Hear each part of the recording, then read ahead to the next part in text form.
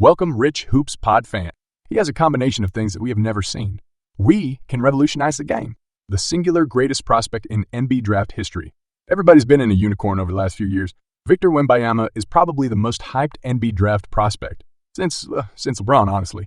Wemby seems to be the ultimate NBA unicorn, somehow even more so than other guys he's been compared to, like Porzingis and Chet. He stands at 7 feet, 4 inches tall, with a wingspan of 8 feet. This is a kid who makes a guy nicknamed the Stifle Tower. Look small by comparison, but he doesn't just have measurements because the kid can play. He's the complete package, and he really doesn't seem to have a weakness in his game. But in all sports, we've heard of can't-miss prospects before. That definitely did miss. So will Wemby be LeBron? Highly doubt it. But will he be a bust? Also, highly doubt it. So, just how good is Victor Wembanyama? Well, the short answer is we won't know until he takes the court for Spurs. The long answer is probably pretty good, but there's also some concerns. Before we talk about Wemby's game, though, let's talk a little bit about who he's been playing against. For the last 3 years, Wemby has been playing in the Pro A, the top basketball league in France. A league that in the grand scheme of European basketball is okay. They aren't bad by any means, but they definitely aren't viewed as being as strong as the leagues in Spain, Greece, or Turkey. Just look at EuroLeague titles. The French league has only ever produced one EuroLeague champion.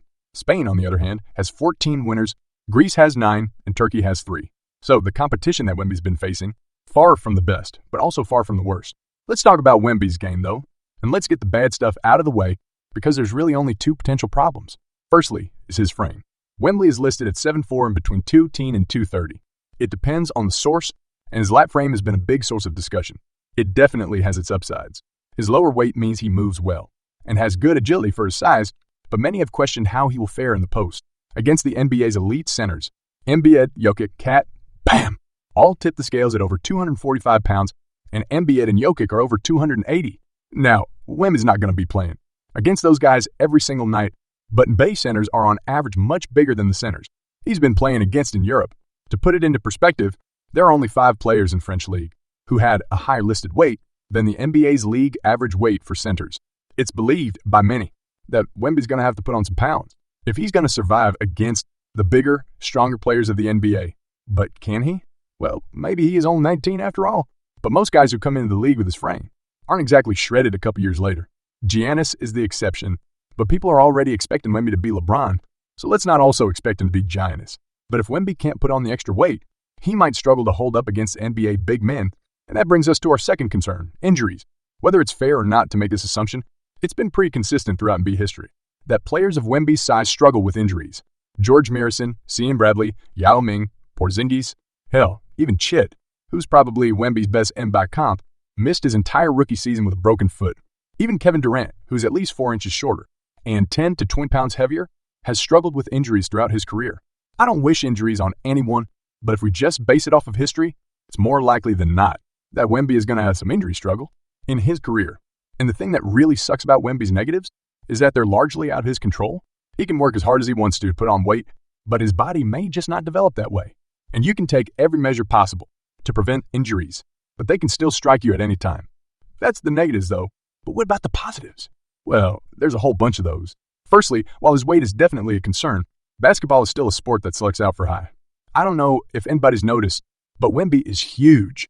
He stands 7'4" with an 8-foot wingspan, meaning good luck getting any shot off over him. He averaged over 3 blocks per game, and even when he isn't blocking his shot, he's definitely altering it. He's got excellent timing and defensive instincts, and one of the most underrated aspects of his game is that he avoids fouling. He averaged only 2 fouls per game. Despite playing over 30 minutes a night, he's able to stay disciplined and avoid picking up dumb fouls, which is something that a lot of bigs in the NBA struggle with. Looking at you, Cat. In addition to his impressive interior defense, his exceptional agility for his size allows him to hold his own when forced to defend on the perimeter. If he can hold up physically, Wemby is going to be a game-changing defensive presence. And on offense, all just gets even better. In the past 10 years or so in the NBA, we've seen the rise of point centers who can not only score in the post, but can also handle the ball in the perimeter. Hell, arguably the best player in the world right now is point center, and Wemby is made of that mold. Now, he's never going to be even remotely close to the passer. That Jokic is. At best, he's an average playmaker, but his ball handling is incredible for his size. He's a 7'4" center who can face up and attack the basket off the dribble. Think about that for a second. He's 7'4" and can face up and attack the rim. He's 7'4", and he can cross you up, and then dunk on you if you're dumb enough to try to block him. He's 7'4", and he can hit step-back threes. Step-back threes, and he makes it look easy. Pretty sure the man upstairs has made like 4 to 5 guys. Wemby-sized who can actually do that. And in the grand scheme of things, Wemby might be the best at it, but while he's got the perimeter skills, he's also a great traditional big man. Now, I do love me some modern basketball, with all the three-pointers and the wide open space, and the fast breaks and whatnot. That's all fine. But my secret basketball kink is low post play. I grew up playing center. I can't help it. And I tell you, I could watch Wemby play in the post all day long. He's got great post moves, excellent footwork. He's patient, and he's got one of the smoothest post fade always I've ever seen. Oh, God, it's beautiful. Seriously, this stuff is my jam. I love this kind of play, and Wemby is so good at it. In addition to his post to mid-range shooting game, he also shows great potential as a three-point shooter. His jumper is really clean, if somewhat inconsistent. He only shot 27.5 from 3 of this last season in France, which leaves a lot of room for improvement, but he's definitely got good foundation. And if we look at his free throw shooting, which is generally a really good barometer, for overall shooting ability, he's perfectly fine. He shoots a 3. And also, I need to keep saying it, because it doesn't sound real. He's 7'4", and he can hit step-back threes. And because he's 7'4", it's borderline impossible to block him. The best you can hope for is just trying to bother him a little bit.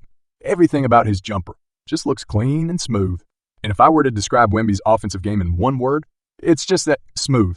A lot of big men in the NBA look kind of clumsy and a little bit raw, especially the younger guys without a whole lot of experience.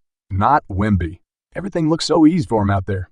He moves as naturally as God, half his size on the perimeter, and as well as the most polished big man in the post. And really, that's Wemby's greatest strength, his mobility. Wemby's mobility is genuinely unbelievable. For a man his size, and it enhances every aspect of his game. We all remember that viral clip of him missing a 3, and then getting his own putback dunk. Well, that went viral for a reason, because guys that size are not supposed to move like that. As you see, him like a hell in a rock, they step back. His skill set is wow. See what I mean? That's just amazing. I mentioned before, but on the defensive end, his mobility prevents him from becoming a total liability. On the perimeter, like so many big men in the NBA are today, his closest comp in the NBA, that's actually played Kristaps Porzingis, is notoriously bad in the pick and roll due to his lack of mobility, something that Wemby doesn't really seem to have a problem with. And on offense, his mobility is basically the reason. He has a face-up game. All this is just an analysis, though. And like I said, at the beginning, we won't know how good he actually is until he takes the court in the NBA. But as one last little bit of info, let's compare him to some other NBA players who start in Europe. Kristaps Porzingis, Luka Doncic, and Nikola Jokic. Keep in mind Wemby's stats from his last season in France.